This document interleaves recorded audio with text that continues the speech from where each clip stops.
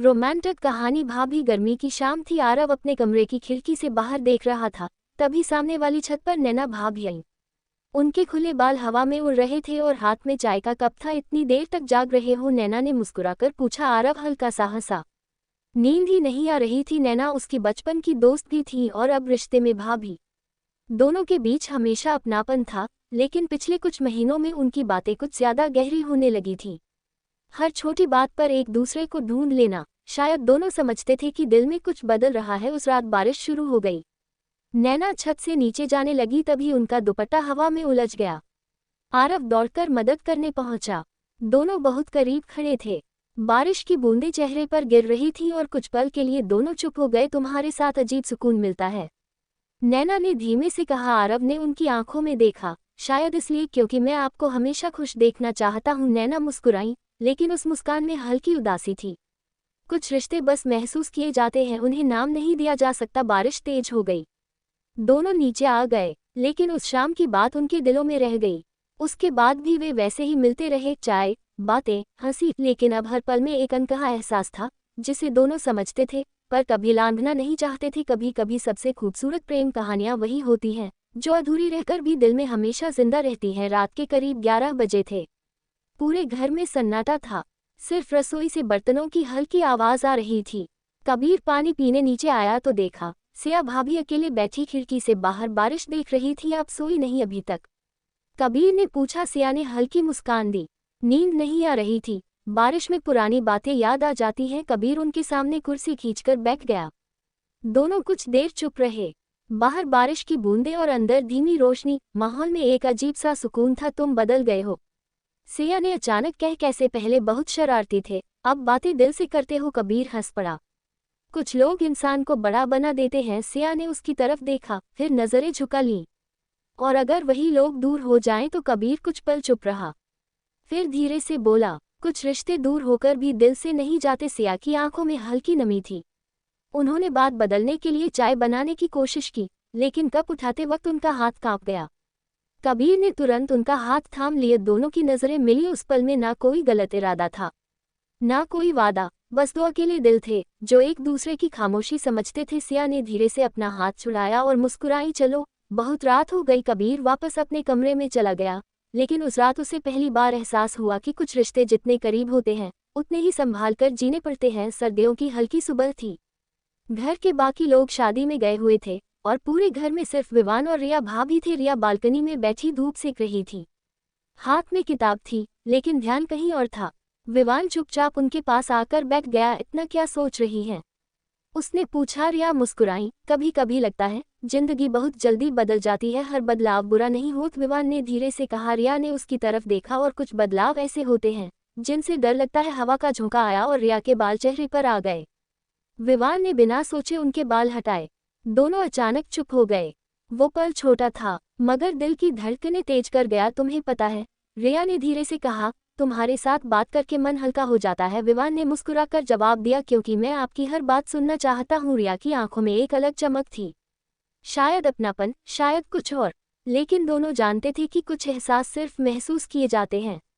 उन्हें शब्द देना आसान नहीं होता। थोड़ी देर बाद रिया उठी और जाते जाते बोली, कुछ रिश्ते बहुत खूबसूरत होते हैं, बस उन्हें हदों में रहकर निभाना पड़ता है। विवान वहीं बैठा धूप को देखता रहा।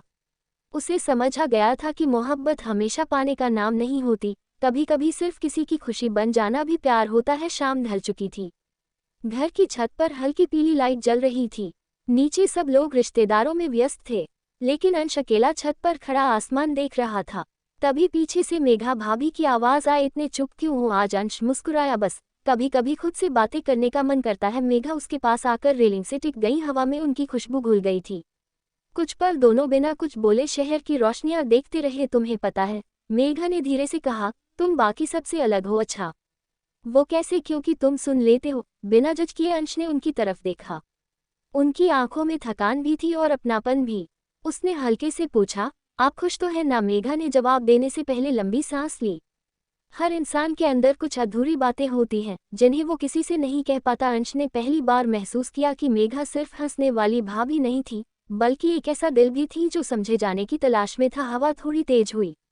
मेघा का दुपट्टा उड़कर अंश के हाथ में आ गया। दोनों की नजरें मिली और समय जैसे कुछ पल के लिए रुक गया। लेकिन अगले ही पल मेघा मुस्कुरा दी और बोली, चलो नीचे चलते हैं, लोग ढूंढेंगे। अंश उनके पीछे सीढ़ियों की तरफ बढ़ गया।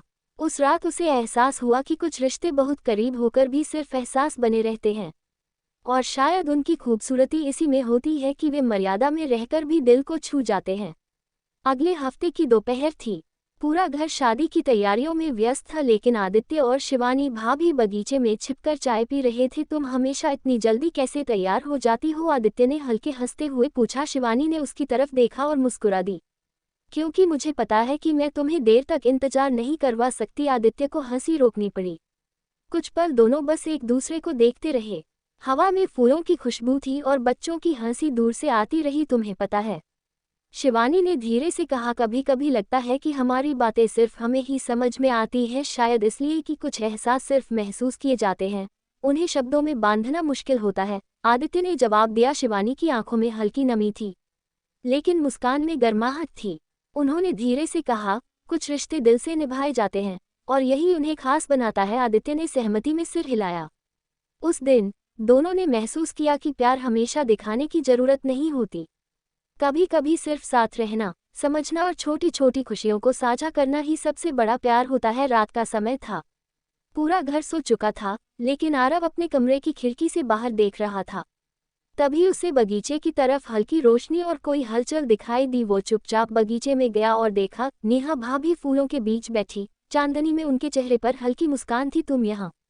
आरव ने हंसते हुए पूछा। नेहा ने पलटा और हल्की मुस्कान के साथ बोली, कभी कभी नींद नहीं आती और चांद की बातें अकेले सुनने में अच्छा लगता है। आरव पास जाकर बैठ गया। चांद की रोशनी उनके बीच की दूरी को कम कर रही थी। दोनों चुपचाप हवा की सरसराहट और रात की ठंडी खुशबू महसूस कर रहे थे। आरव, नेहा ने धीरे से कहा, कभी कभी लगता है कि हम सिर्फ एक दूसरे के करीब रहकर भी बहुत दूर हैं। आरव ने उनकी आंखों में देखा। शायद इसलिए कि कुछ रिश्ते सिर्फ महसूस किए जाते हैं, उन्हें शब्दों में बंधना मुश्किल होता है। नेहा की आंखें भर आईं, लेकिन उन्होंने मुस्कान बनाए रखी। अचानक हवा का झोंका आया और उनका दुपट्टा उड़कर आरव के हाथ में आ गया। दोनों की नजरें फिर मिल गईं।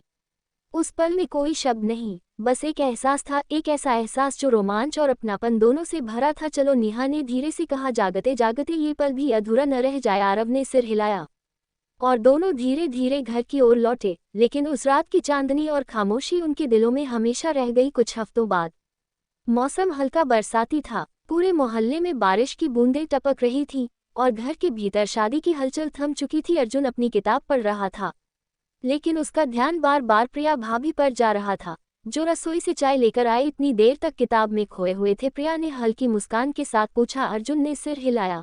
किताब में कुछ नहीं, बस तुम्हारे बारे में सोच रहा था। प्रिया ने हल्की हंसी दी और कहा, इतना सीधे कैसे कहते हो? क्योंकि सच हमेशा सीधे होना चाहिए, अर्जुन ने जवाब दिया। तभी अचानक बिजली चली गई।